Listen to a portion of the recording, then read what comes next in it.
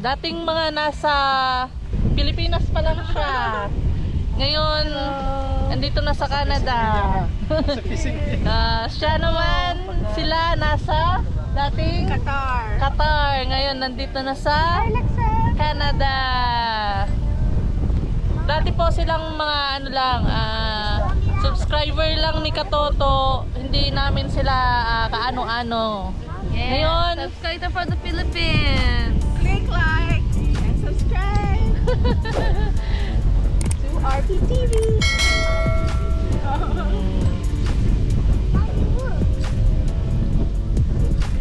dati communication lang namin nila Katoto sa ano, sa YouTube. Ngayon, magkakasama na sila. Magkasama na sila, magpi-fishing. Yun. Yun daw yung mga king.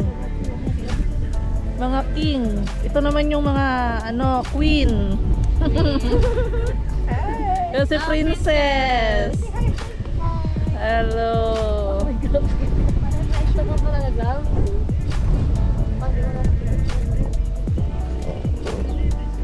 Yan, pagalingan daw sila sino yung makakahuli ng marami.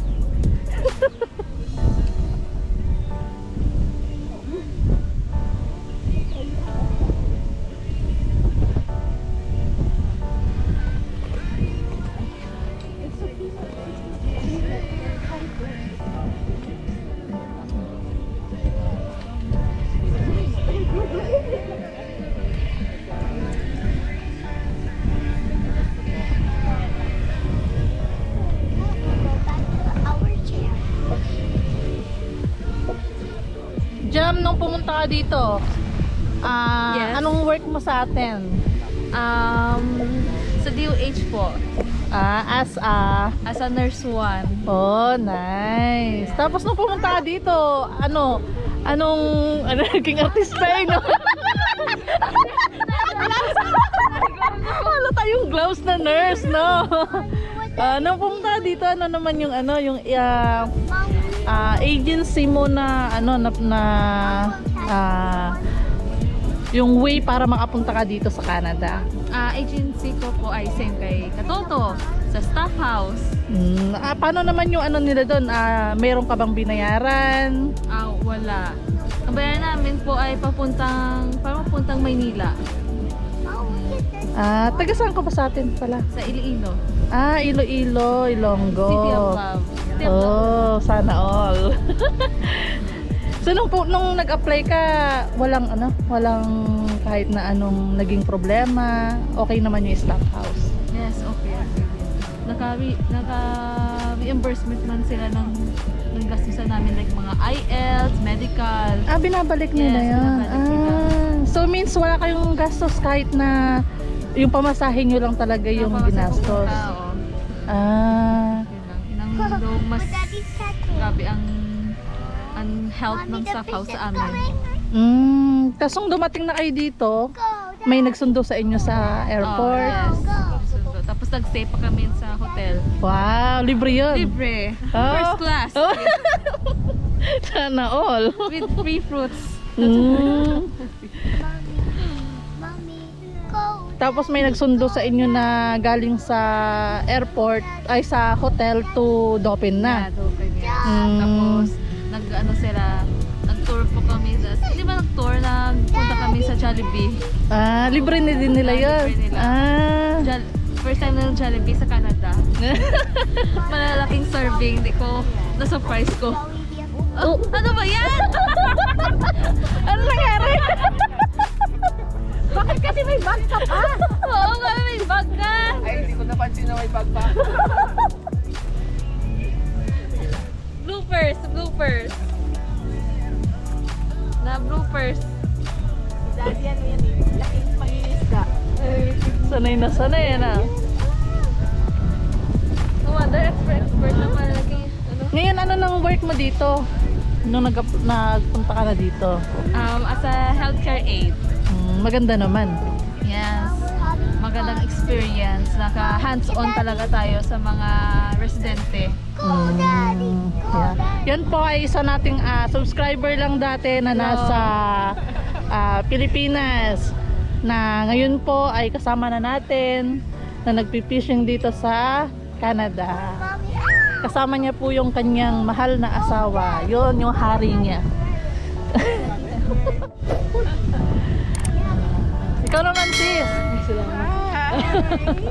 From Qatar. Qatar, no? Pero taga Iloilo. Nag-apply ka ba sa from Qatar or nag-apply ka na sa Pilipinas? Nasa Qatar na ako. Bakasyon lang namin sis. A week before ng 1 month vacation namin, nakita akong post ng staff house Oh. na ano sila for interview for Canada. So timing ng dates na yon, February 23 and 24. Matanda, ano ba? Hindi ko na Diba? matanda. Hindi ko na matanda. Ano, eksakong nasa Iloilo kami. So, a week before our flight, nag-send ako ng CV sa kanila. Tapos, tinawagan nila ako international. Naka-receive ako ng tawag from staff house na kung sure akong dadating, ganon. And then, nag-send sila ng confirmation of interview. Yun. Sa Pilipinas yun. Nasa Qatar pa ako, a week before our flight pa Pinas. So, na-confirm na yung interview ko. Tapos, yun, nag-flight na kami pa Iloilo sis for vacation. Yun. Tuloy interview na yun. Oo, may interview na din. Dala na ng interview. So, yun. Pagka-interview date, nagkita kami ni Cham. Oh, sila. That's schoolmate. Classmate daw sila. Schoolmate. Schoolmate. Yun, sis. Tapos, yun. Pero, sabi nila, after nung interview date, 14 days lang, dadating na ang offer letter. Kaso, nag-delay kasi nag-strike ang IRCC. Oo. Oo, yun ang time na yun. Kami, oo. So, June 9, dumating na yung offer letter. Pero after nun, bumalik pa rin kayo ng, ng Qatar. Mommy, Bumalik pa kami ng Qatar. Kasi akala naman namin, pwede doon mag-process. Mag-cross country lang. Pero ang hirap pala. So, required talagang umuwi ng Pinas. So nung nag-flight kayo from from Philippines or Qatar? From Qatar, October, umuwi pa kami ng Pinas para doon ang medical and biometrics. Nag-resign na talaga ako. Bakit hindi pwede sa Qatar yung yung medical at saka mga... Sinabi nila na wag doon kasi hindi din hindi din sila mag-give ng exit clearance, exit permit. Kaya mahigpit sila, no? Ha? Mahigpit sila.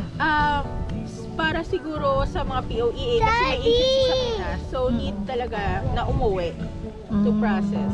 Yun. Tapos after nun, bilis na October, sunod-sunod na ang medical and biometrics sa Cebu kasi wala sa Iloilo, either Cebu or Manila lang Ang merong medical and biometrics. Mommy, where's the fish? Not yet. ano pala ang Qatar, no? Oo. Hindi man ang catharsis, yung ano talaga, yung Pinas. Mommy, wanna eat? Oh, look at that. Dito has a small fish. Mama, nakuha na siya, isda? Hindi, inaano lang yun. Yung pain. Dito has a pizza. Oh, pizza. Oh, tapos You may have a fruit pizza roll. here.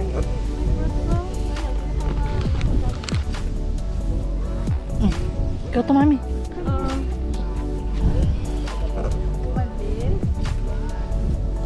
Gutom na to, makakagla. Wow! You want some food? Oh, this is yours, Alexa. Here's your pizza. Mommy, I don't want some. Move your gloves. What do you want?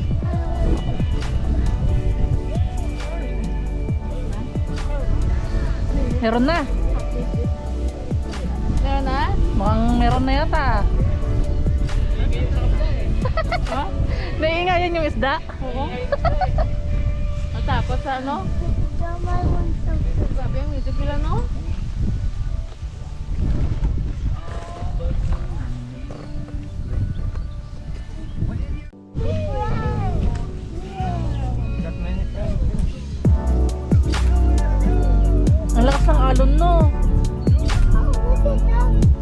ba? Meron yata. Pang meron na yata. Oh. Nasa Lucky Barnes.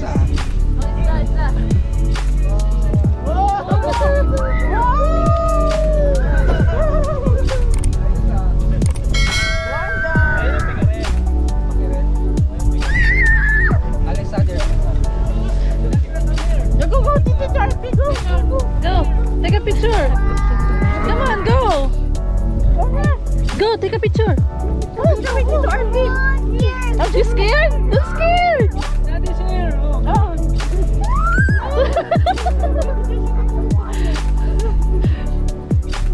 Ikaw na, mag-picture ka na. Hawakan mo na yun. Ako ba to? Kain pa ko. Mamaya, pagka ano na, maulit tayo ano. Wow. Sinukat nyo sana. Oo, no? Mamaya eh.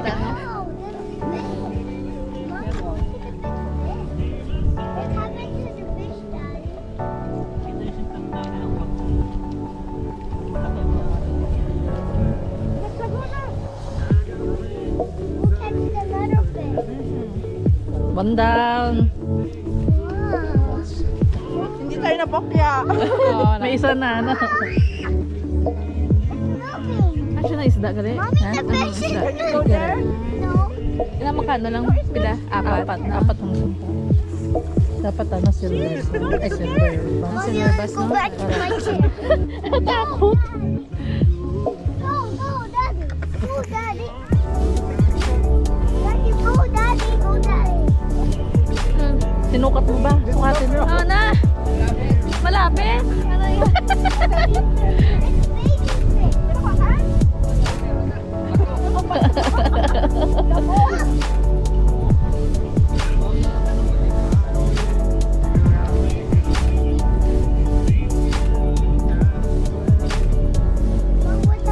Kain na muna. Tusok niya dito yung mga ano niyo. Kain tayo ng pakbit.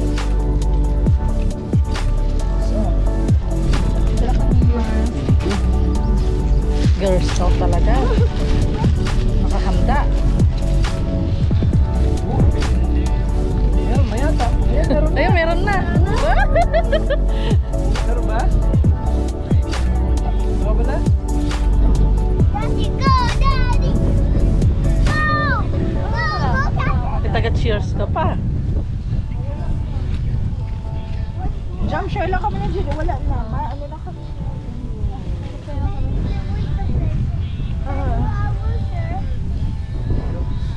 Oh, yan, kaya na tayo. Kain na. Kaya tayo. Tapos may ano, pizza. Kain ka mga kanin na. papa. Kung ano. Mommy, I want you something. Okay. Nag-outing eh, no?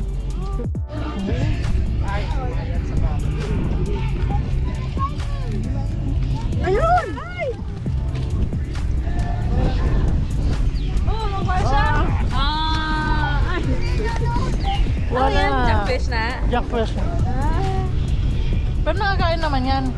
Pero matinik lang. Matinik lang. Para siyang bangos. Matinik. Try nyo sisinin. Pero masarap Hindi. ba? Masarap naman. Masarap naman daw.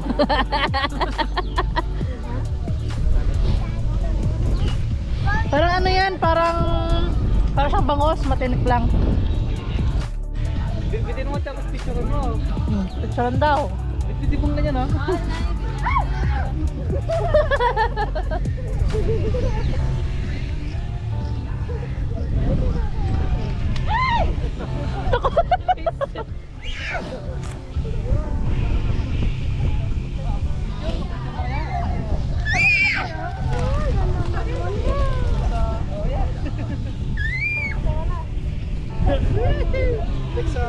Ano? Daddy, what's up? Napicturean na. Binidyoan ko na. Yung mga anik-anik nila. Alis na sila. Dad, we're going home. Kasi malaki yung iba. Hindi ko dala yung ano na. Yung Sukat. Dapat pinili mo. Isa lang yung gloves, hindi yan. Oh, let him start with a fish. Ito mas malaki. Ito malaki ito. Let's move Pangalawa. inside. Nothing. Gloves ko sa isa. Oh. Mas malaki ito. Daddy, what happened to the fish? Daddy, what happened to the fish? Puto. The fish vomit? The fish vomit? Oh, daddy, matcha na dito. What happened to the fish? Ay, nangagat. Okay. I want to play. Aw, there's so many birds. Dapat pinaghati mo na. Ay, binigay mo na yung kila ano. Nasa ka mo sa gabi. Isang kilo na makabik. Motivated siya. Sabi isang kilo makabik.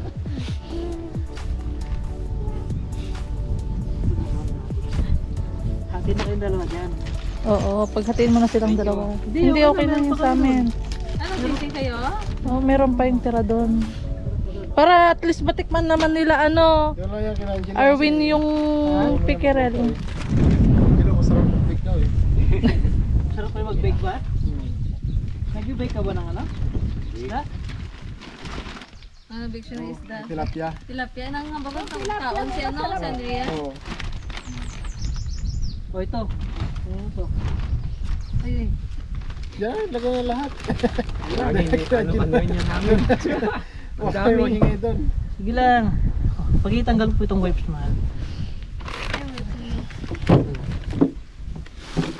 Yan. ang gusto ko nito kasi yung kamot.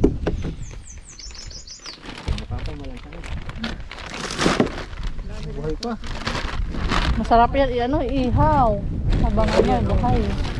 Bake yung kilo yan. Yung kanyan. Sabawan na lang eh. Sinilaw. Yung ano, oh. Sayang.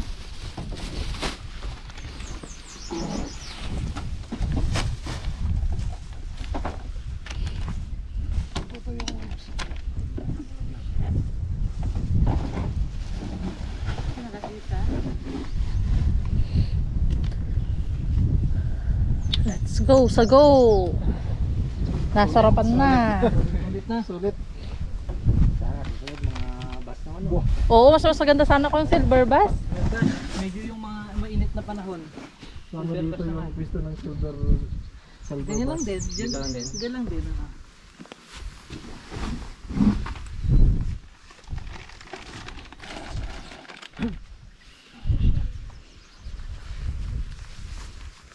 Patatlo kayo pala, triple A no? O, anong masasabi mo sa unang fishing? Sarap. Masarap ang pakiramdam? Bukas ulit. Bukas ulit. O, ikaw, katoto. Ito yung lucky star natin. Lucky The champion, ano, sa the pwesto. champion. Ito yung Oh, the yun. champion. Yan. Oh, yan tatlo na yan. Oh. Ito yung experience natin ngayon. O, ikaw katoto, paano na experience mo? Masarap sa feelings. Ulitin ulit. Ulitin ulit. Ulit and ulit. Sana hindi na malamig. Para ano, ma-enjoy natin ng ano, yung weather. Next target, ano yun? Silver Silver bass. Next target. O, picture kayong tatlo, triple A pala kayo. Okay. Mga triple A pala kayo eh. Okay. Okay, 1, 2. Ayun po mga katoto, tapos na po kami mag-fishing. Nag-enjoy naman po kami sa fishing namin.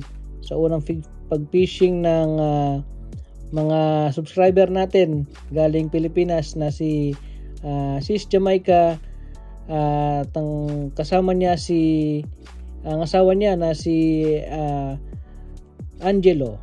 And si Sis Jamaica pala ay isang nurse sa Pilipinas at ang agency na gamit niya o ang agency na nag-process sa papel niya ay ang Staff House International Resources Agency. And then si Sis Jamaica ay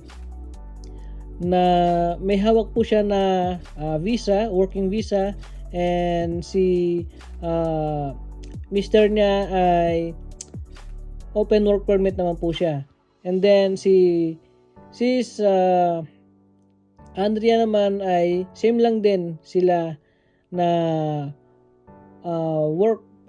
visa, work permit po sila. And then ang mga mister nila ay open work permit po sila. And then si Sis Andrea po ay galing po siya ng Qatar. And then pumunta po siya sa Pilipinas para makapag-apply o para magbakasyon and mag-apply sa staff house. Then yun po, tuloy-tuloy po yung pag-process nila hanggang makarating po sila dito.